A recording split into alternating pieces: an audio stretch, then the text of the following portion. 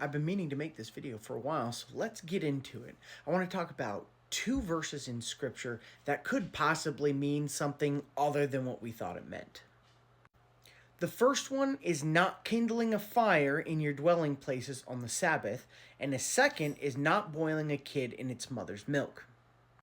I believe it's possible that these two verses don't mean what we've always been taught that they meant.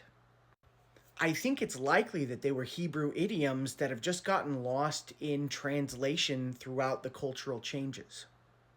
For those of you that don't know what an idiom is, let me give you an example. If I said I'm going to ride my hog to work tomorrow, most of you would realize that, hey, he's going to ride his motorcycle to work. But if I said that 150 years ago, you would have been like, why are you riding a pig to work? So it changes meaning from one person to another based on generational changes, cultural changes, etc. And I think these two verses we're going to talk about could be idioms. The first one is in Exodus 35. 6 days work shall be done, but on the seventh day you shall have a Sabbath of solemn rest, holy to the Lord. Whoever does any work on it shall be put to death. You shall kindle no fire in all your dwelling places on the Sabbath day. I want to preface this video by saying I'm giving you my opinions here. If you feel convicted not to ever start a fire on the Sabbath day, by all means, I would never want my opinions to take you away from keeping the commandments of God. I think there's just possibly another way to look at these verses. So with that in mind, let's move forward.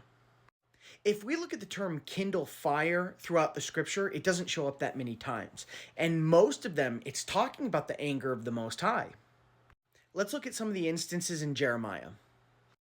But if you do not listen to me to keep the Sabbath day holy and not bear a burden and enter by the gates of Jerusalem on the Sabbath day, then I will kindle a fire in its gates, and it shall devour the places of Jerusalem and shall not be quenched.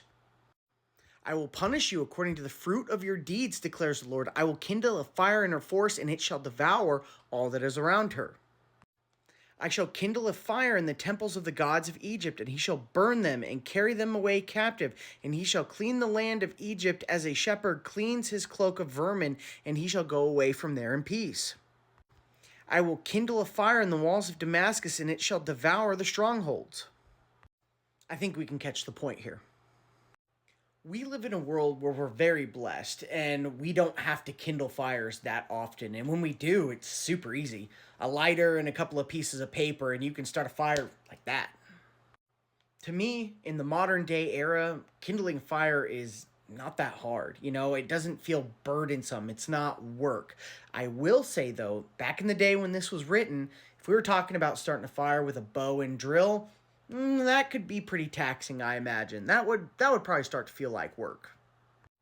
But in my mind, it makes far more sense that the Most High was telling us not to partake in sin and anger him on the Sabbath day in our dwelling places. To me, making sure that you're not sinning on Sabbath has far more reaching implications than don't kindle that fire and stay warm on the Sabbath. The Sabbath is a foreshadow for the millennial reign with Christ. It's considered a feast day. It's a joyous, awesome day where we get to glorify the Most High through our Messiah. To me, I feel like the Most High wasn't necessarily getting at making a literal fire there. But I could very well be wrong. Again, this is my opinion. It could also mean both. It could mean, hey, don't anger the Most High on Sabbath, don't sin in your dwelling places, and it's burdensome to start a fire with a bow and a drill. Don't do that either. It could mean both. Somebody's probably going to bring up the story where somebody was gathering sticks on Sabbath and he was put to death, but we don't really get much information about that. I mean, the guy could have been the local firewood salesman and he was gathering it for work, or could have been gathering it to build an idol, or he could have been gathering it because he didn't care about keeping Sabbath and he wanted to go find cool sticks. We don't really know. He could have been gathering them to kindle a fire. I mean, that's very possible, but we don't have all the details. So I'm just going to say this. I feel like it makes more sense that the Most High was telling us not to sin on the Sabbath. But that is my opinion. Again, if you feel convicted not to literally kindle a fire on Sabbath, please continue to keep that conviction. I'm going to let you guys pray about this and search out scripture for yourself and make your own determination. But I'm just presenting my current beliefs. I really feel like that could be an idiom for don't sin on the Sabbath day, which we should definitely not be sinning on the Sabbath day. And I'm not just talking about the regulations surrounding Sabbath, I mean altogether. You know, in the millennial reign, not going to be sinning, not like there is nowadays. So just do your best to not participate in any form of sin on the Sabbath day. And I feel like that is going to please the Most High really well. So again, that's my opinion. Take it how you will. Pray about it, think about it, search the scriptures. Let's move on to idiom number 2, boiling a kid in its mother's milk. We find this phrase 3 times in the Torah, twice in Exodus, once in Deuteronomy. It says, the best of the first fruits of the ground you shall bring into the house of the Lord your God. You shall not boil a young goat in its mother's milk. The best of the first fruits of your ground you shall bring into the house of the Lord your God. You shall not boil a young goat in its mother's milk. I want to expand this verse and read the next one. You shall not eat anything that has died naturally. You may give it to the sojourner who is within your towns, that he may eat it. Or you may sell it to a foreigner, for you are a people holy to the Lord your God. You shall not boil a young goat in its mother's milk. You shall tithe all the yield of your seed that comes from field year by year.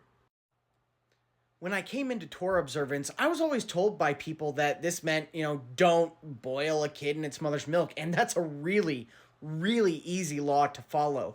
I'm not even aware of this as a cooking practice. And pagans would be doing this if it was like some kind of practice or made food taste way better. And this just isn't a thing that you see in our modern day culture at all. And if it made the food taste better, you would expect people to be doing it and breaking God's laws. So I always just ran with it because I didn't have anything else.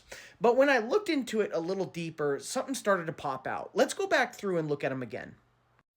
In each one of these, it's referencing tithing, giving the best of your first fruits to the Most High. Even in Deuteronomy 14, when you read the next verse, it's referencing tithing to the Most High. What if this is a Hebrew idiom that actually has nothing to do with cooking a baby goat in its mother's milk? What if the mother goat represents the older harvest and the young goat represents the new harvest? If you were to bring a tithe to the Most High, or even in a pagan temple, and you had to bring grain to it, you might kind of fluff the stats a little bit by not bringing the best of what you had, bringing your old leftover stuff and mixing it in with the new stuff so that you didn't have to give up all the new stuff and you could get rid of your old stuff. To me, that makes far more sense, especially since it's talking about tithing in all of these verses. When you bring an offering to the Most High, it needs to be the best of what you had, not your leftover old cruddy stuff that you just want to get rid of so that you can get new stuff. I feel like there's a very good chance this was a Hebrew idiom that they would have known meant, hey, don't bring me your old stuff and mix it with your new stuff when you're bringing offerings to me. I want the best that you have to offer because I gave you everything that you had. I gave you your life, I gave you your family, I gave you your food. Everything I gave to you. So don't give me your cruddy old stuff. I could be wrong. Again, this is my opinion, but it makes far more sense in my mind that we aren't supposed to mix our old leftovers with what we're supposed to give to the Most High. But by all means, again, it's a very, very easy law to keep if it literally means don't cook goat meat in goat milk. Either way, I encourage you to look into this, pray about it, ask me any questions if you have them. But I wanted to put this out there because I feel like there's the possibility we have been misinterpreting some of these verses in the Torah. Let me know what you guys think.